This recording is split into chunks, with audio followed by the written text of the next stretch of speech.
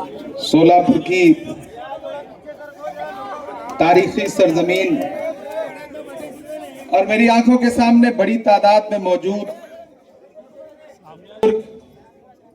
माएं, बहनें और नौतियों,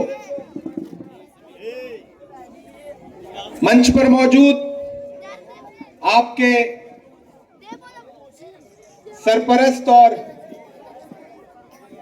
पूर्व भारत सरकार के गृह मंत्री मोहतरम सुशील कुमार शिंदे साहब, आपकी लोकसभा की खासदार प्रणीति शिंदे जी, मंच पर मौजूद आपके चारों जो प्रत्याशी हैं, कैंडिडेट हैं, कुदसिया मनियार जी, नसीम खलीफा साहब, शहजादी बड़े पीर और शोएब महागामी जी, मंच पर मौजूद अल्पसंख्यक विभाग के स्टेट के प्रभारी अहमद खान साहब, ख्वाजा बिलाल जी, कांग्रेस पार्टी के तमाम पदाधिकारीगण, आने वाली 15 तारीख को आपका जो स्थानीय सरकार है उसको बनने और बिगाड़ने का दिन है। वो आपको घरों से बाहर निकलना है और आपकी दबाई गई बटन, आपका दिया गया वोट ये तय करेगा कि आपकी गलियां, आपके घर के सामने की नालियां, आपकी सड़कें, आपका पीने वाला पानी और आपके शहर की खूबसूरती, उसकी साफ सफाई होगी या नहीं होगी।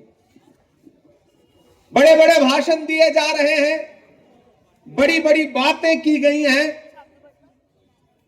7 साल 8 साल पहले फडणवीस साहब जो वादा यहां के लिए आके करके गए थे, वही वादा फिर आकर के दोहरा के गए शहर में, मैंने सुना।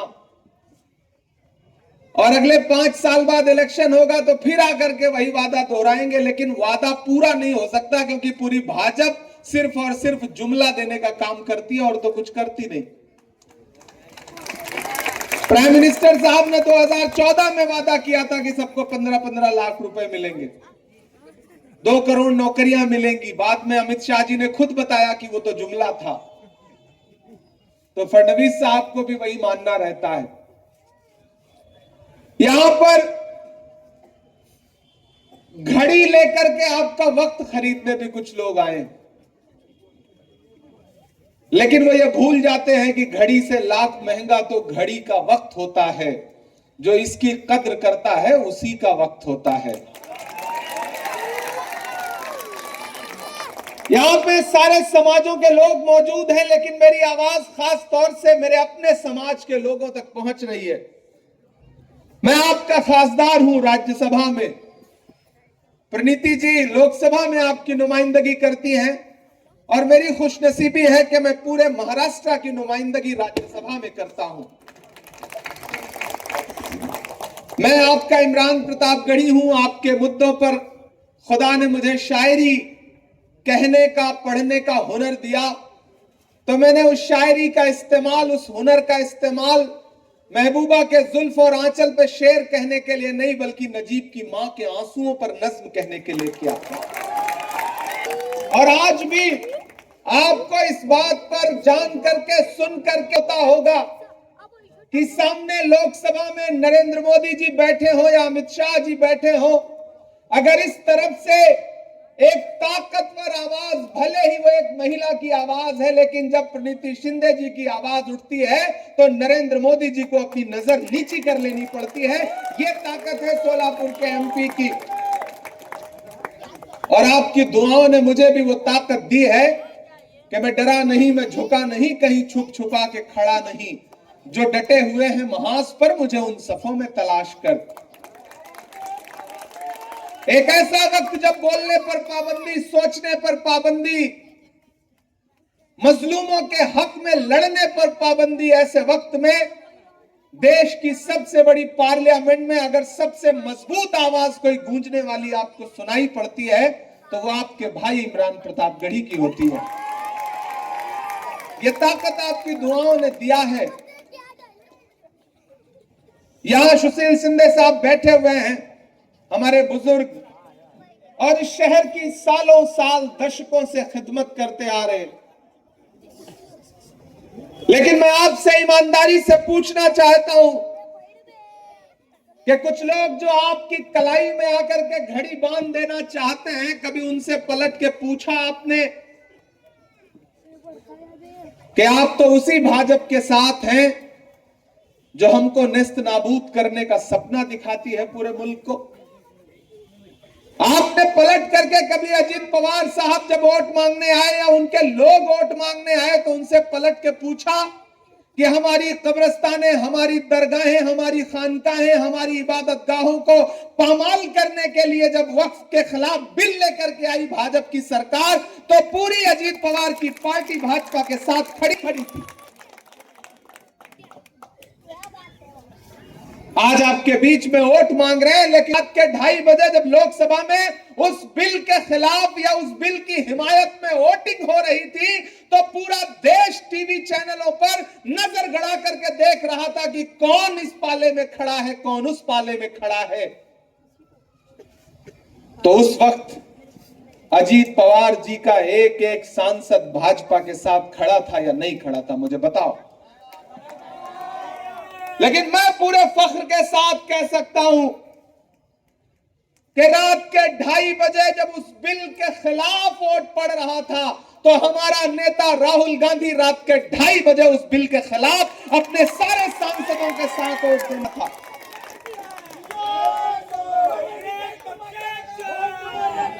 हमारा नेता और अगले दिन जब यह बिल राज्यसभा में आया और मुझे बोलने का मौका मिला, तो मैंने कहा था कि हम ही को कातिल कहेगी दुनिया, हमारा ही कत्लेआम होगा, हम ही कुएं खोदते फिरेंगे, हम ही पे पानी हराम होगा। और मुझे फख्र है कि रात के 2:30 बजे उस दिन वोट होते होते राज्यसभा में 3 बज गया था।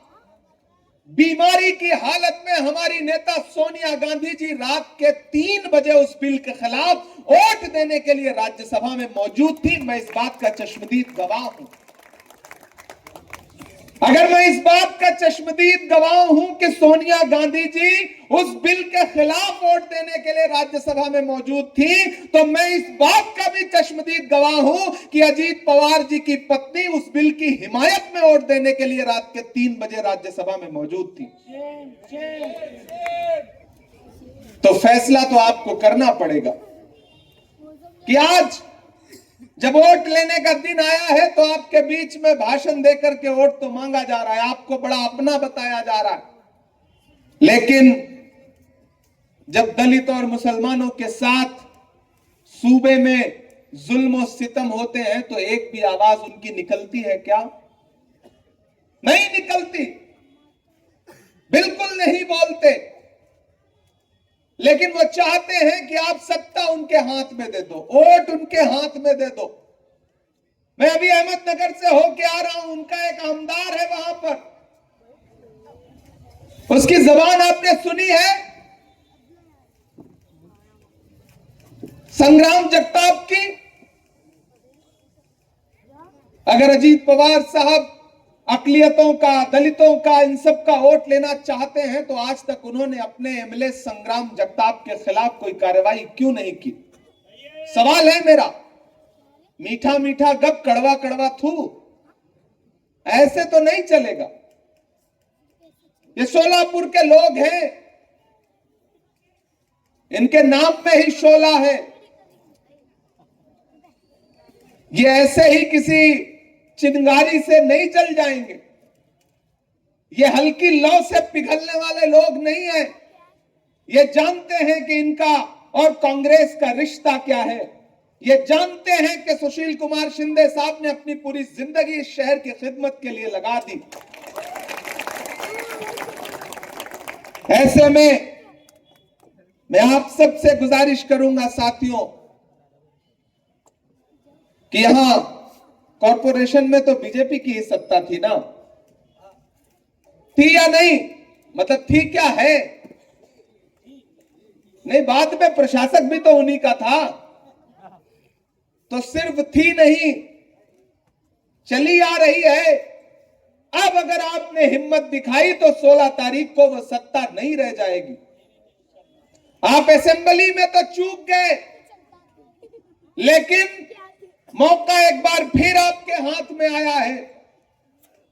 और जो अपनी स्थानीय राजकारण होता है, अपनी स्थानीय सत्ता होती है, उसको अपने हाथ में रखना ज्यादा अहम और ज्यादा जरूरी होता है। इसलिए मैं आप सबसे गुजारिश करूंगा साथियों कि खुसूसी तौर पर स्पेशली शहर की खूबसूरती के लिए और जिन चीजों से शहर की पहचान थी, यहां के बुनकर भाई हो, यहां का टेक्सटाइल उद्योग हो, सब धीरे धीरे एक एक करके बर्बाद कर दिया गया।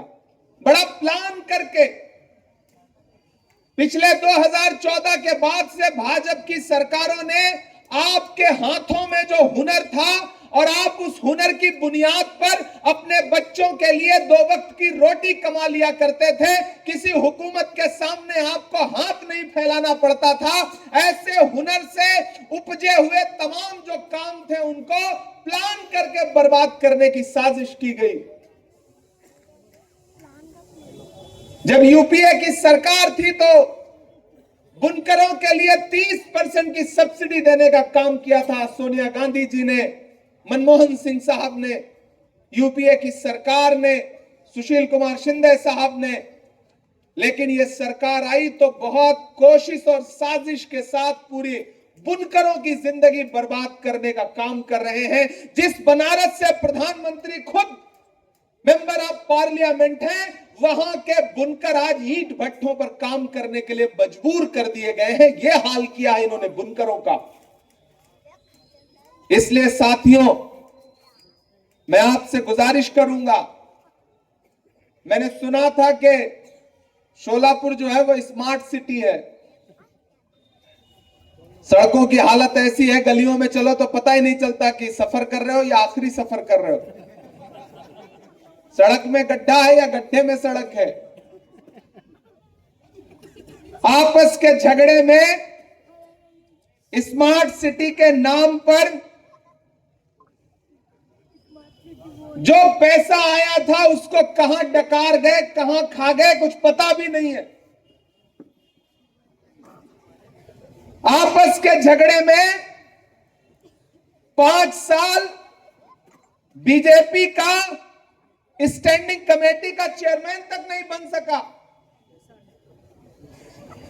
इसलिए आपको एक बात समझना है कि बड़ी साजिश के साथ, बड़ी प्लानिंग के साथ भाजपा और भाजपा के दोस्त आए हैं इस बार।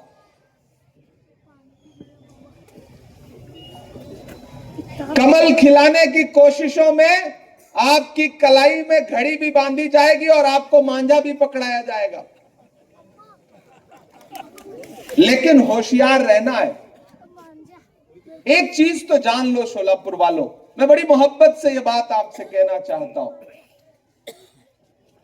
कि चिरागों के सफर में दबदबा हो आंधियों का तो फिर अंजाम जुल्मत के सिवा कुछ भी नहीं होगा। ये दुनिया नफरतों के आखिरी स्टेज पर है, इलाज इसका मोहब्बत के सिवा कुछ भी नहीं होगा। एक तरफ धार्मिक नारे लगा करके वोट मांगे जाएंगे तो दूसरी तरफ मजहबी नारे लगा करके वोट मांगे जाएंगे। लेकिन आपको एक बात हमेशा याद रखना है कि आप अपने मजहबी नारों का सियासी जलसों में इस्तेमाल बंद करवाइए, बंद करवाइए ये खेल।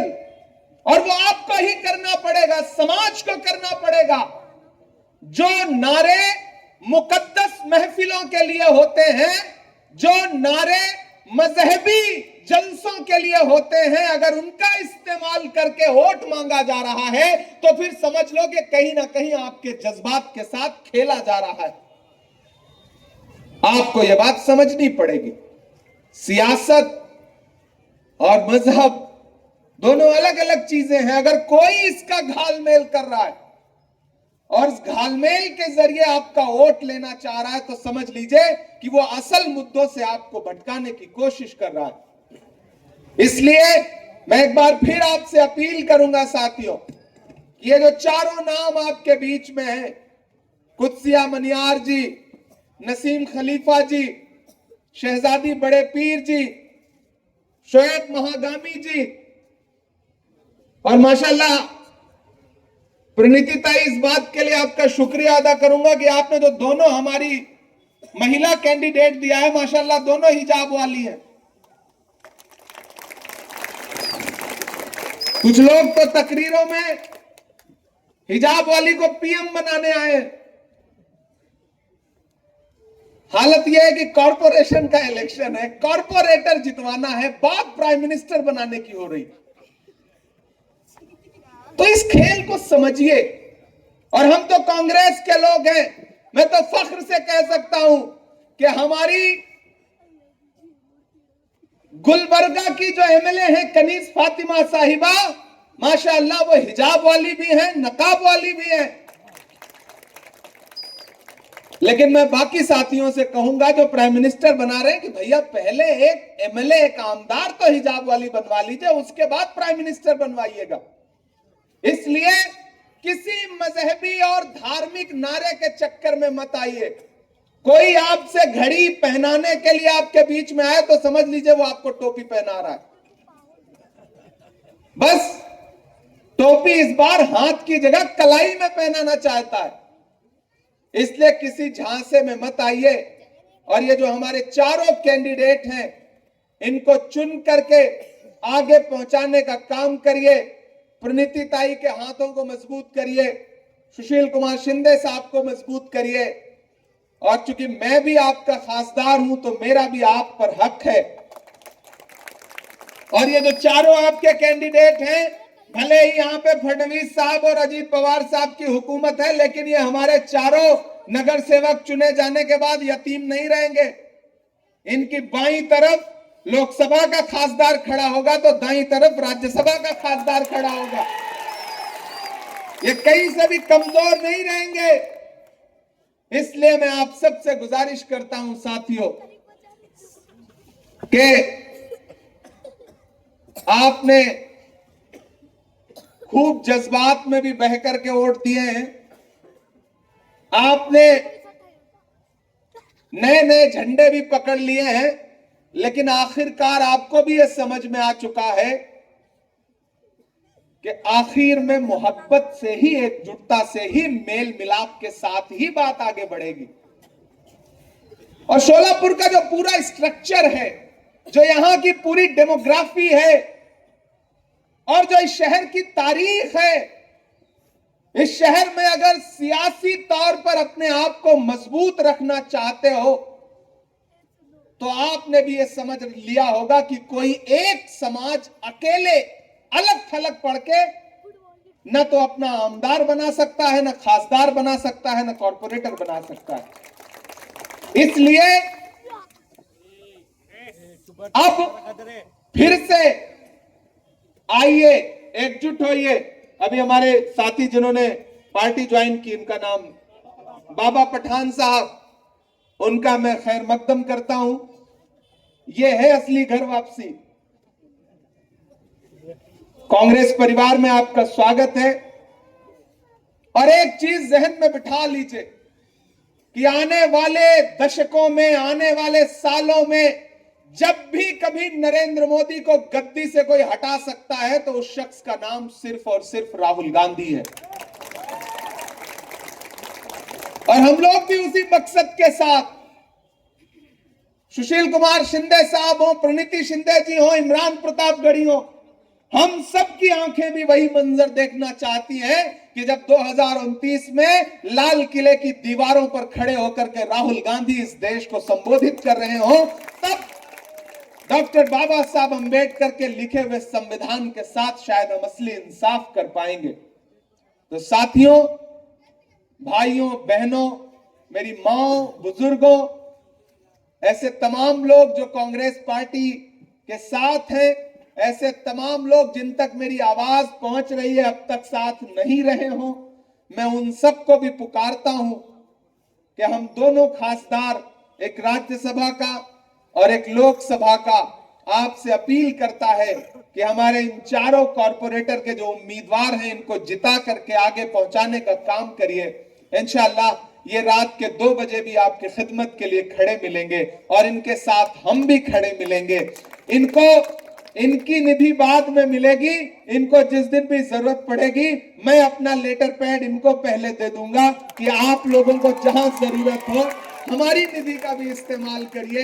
इन इलाकों की खुशहाली के लिए, इन इलाकों की तरक्की के लिए, इन इलाकों की खूबसूरती के लिए, यहां साफ पानी आ सके। अभी आपने देखा होगा कि इंदौर में जहरीला पानी पीने की वजह से 1 दर्जन से ज्यादा लोग मर गए। और जब भाजपा के मिनिस्टर कैलाश विजयवर्गीय से मीडिया के लोगों ने पूछा कि ये क्या है, क्यों जहरीला पानी आ रहा है, तो उन्होंने कहा क्या घंटा वाला सवाल पूछ रहे हो। तो भाजपा के मंत्रियों के लिए, उनके सहयोगियों के लिए, उनके दोस्तों के लिए इंसानों की जान की कीमत घंटे के बराबर है। घंटा मतलब ये आवर वाला घंटा नहीं, वो बजने वाला घंटा। इसलिए आप सबसे अपील है साथियों कि हमारे इन कैंडिडेट्स को जिताइए और चुन करके उन्हें भेजिए। ये शरीफ भी हैं, ईमानदार भी हैं और कोई 2 नंबर का कारोबार भी नहीं है इनका। किनके हैं ये तो आप जानते ही हैं। बहुत शुक्रिया।